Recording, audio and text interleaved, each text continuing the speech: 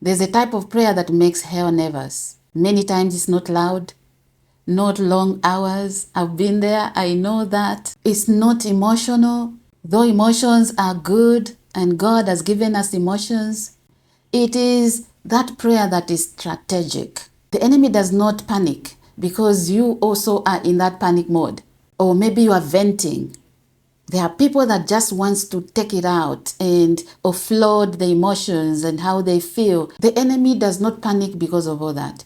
He panics because you are walking in authority. You are praying using the authority that God has given you. And today I'm going to show you how. Hallelujah. Next, I'm going to talk about why some prayers don't shift anything. Before I talk about that, I want to talk about something that is dear to my heart. Women, hallelujah. Women, walk in this authority by growing, knowing your identity, who you are, even more, your worth in that marriage as a single woman. I want to empower you to break cycles, build your life with purpose, integrity, obedience, while helping others doing the same. And those others, the next generation, right? Leaving a legacy. Why are some prayers not shifting anything? Many are praying out of fear, desperation, emotions, confusion. All that can be good sometimes, because when you are desperate, God loves it, and you run to God in desperation and saying, Lord, intervene. God answers prayers like that immediately. But look, when you are desperate in a wrong way, you can do things that are not aligning with the word of God. And that's where it becomes difficult. That kind of prayer does not shift the enemy at all. That kind of prayer, the enemy loves it. He does not panic because you are desperate, because you are crying. Yes, crying is good. Sometimes you might be praying out of confusion and you are saying, I'm confused in this situation. But when you are confused, there's something else that is happening there.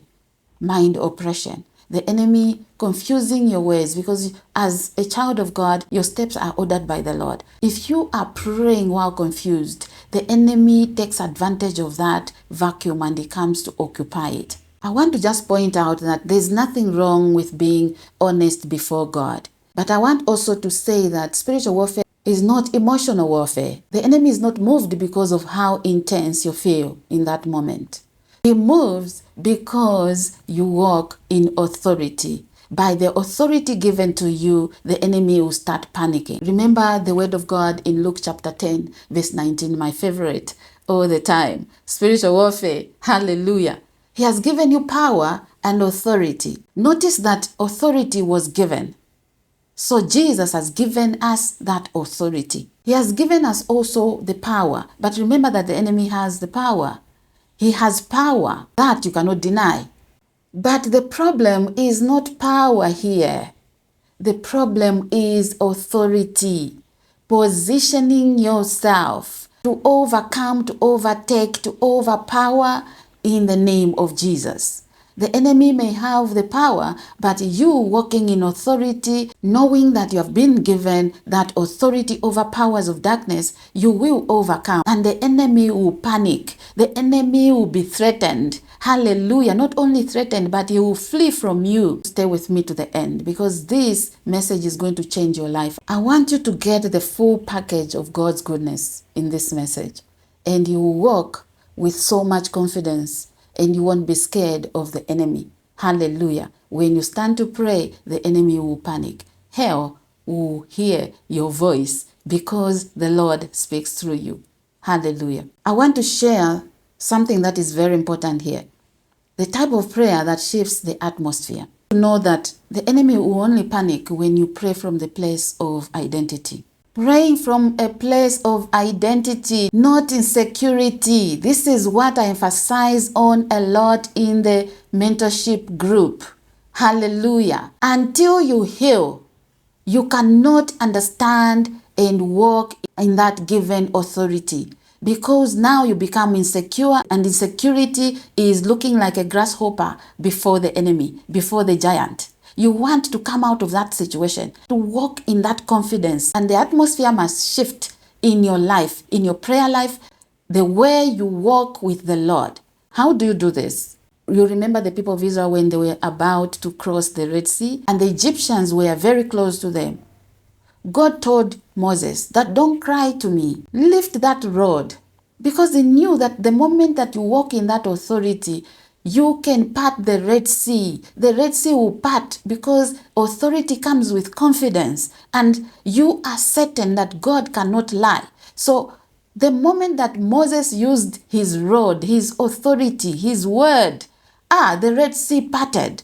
This is what it is. We are praying from a place of identity and not insecurity. When you are insecure, you don't know your identity. You are vulnerable before the enemy, and the enemy can push you to and from. This is what we don't want in this family. Hallelujah. And the people were asking and calling upon God to fix the situation. Jehovah God spoke through his servant and said, do this. So from today, when that situation comes, you are going to use your authority and you are not going to cry to God. Many times we cry unto God when the situation is waiting for you to command it to go, to command it to live your life. So you are going to enforce using your authority and not begging the enemy to leave. You are not going to beg the enemy to leave your children, your marriage, your marital destiny, your finances. You are not going to do that. You don't have time for that. You are going to enforce because you walk in authority. You are going to command the enemy like you know your identity. You are praying from a place of identity and not insecurity. Hallelujah. You remember when Jesus was tempted in Matthew chapter 4? He did not argue with the enemy. Let's not waste time arguing with people's opinion. Jesus did not argue with the enemy. He said it is written. You don't have time to be arguing, to be fighting with the enemy. You command him to say, this is what is written, and I'm standing upon the word of God. So instead of saying, God, fix this, you are going to stand and say, Father, I stand in the authority of your word. It is written here. As Jesus didn't argue with the enemy, you are not going to argue. You are just going to command. You will speak the word, and the atmosphere is going to change in your favor in Jesus' name. I want you to know that when you use scripture to pray and not just your word, and on this I want to stretch it a little bit, because the enemy is going to argue anything that is not written. When you stand to pray, pray the word of God. Scripture. Hallelujah. Where is it written? When the enemy hears that, he is going to flee. Why? Because he has no place to argue. He has no part to argue. The word of God cannot be argued. It is established in heaven above God's name. You can imagine that. So where is the enemy going to enter to argue with you? I can tell you that when you stand to use scripture in prayer, the enemy will panic. Why? You are aligned with heaven.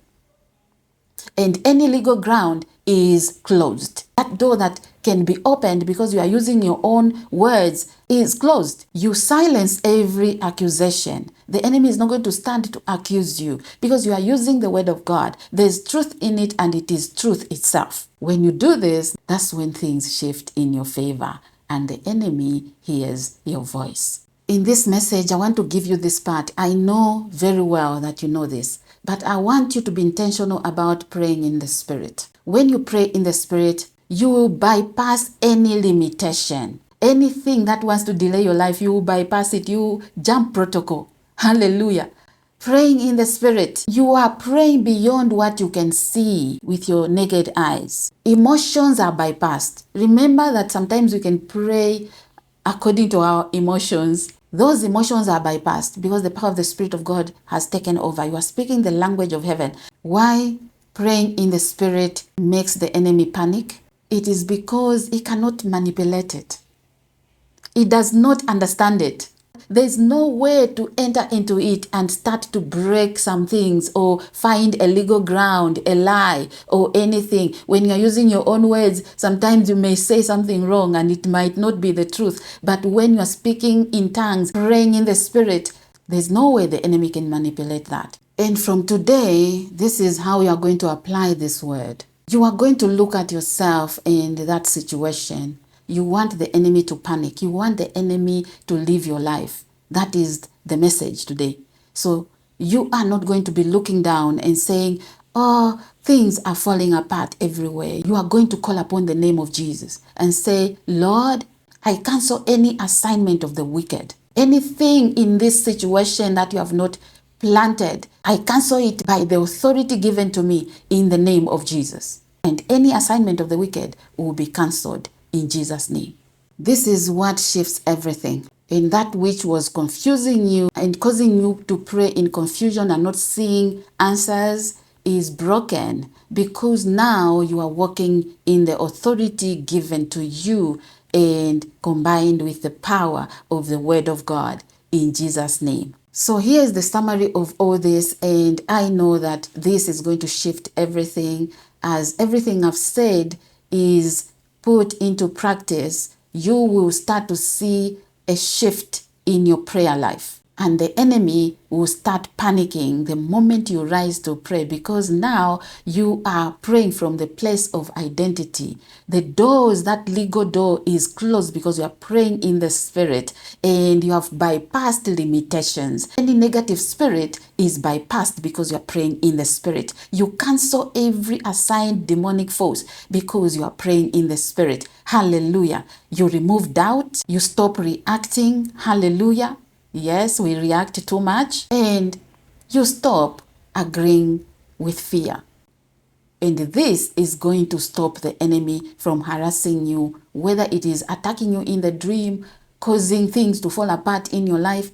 All this is going to come to an end. This is what I had today. I hope you have been blessed. The next step here is to go and check out my mentorship program. You want to shift, you want to walk in authority, and you don't want to walk alone.